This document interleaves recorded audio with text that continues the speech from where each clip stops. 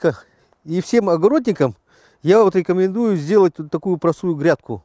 Поставить 2-3 баллона, на них устанавливается бревна.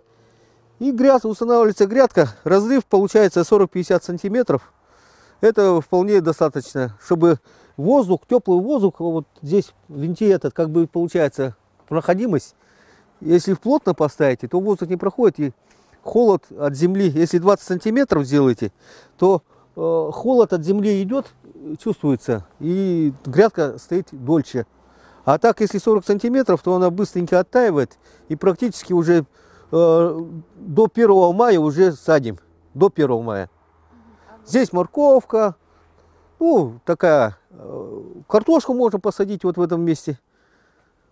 На таких грядках я сажу как картофель ранее, до 25 июня картофель уже получается вот практически вот такой вот. Как осенью, как в сентябре выкапываем, 25 сентября вот такой крупный получается картофель. И это вполне хватает на всю семью. У нас вот сыновья, трое детей, все с внуками, с детьми все.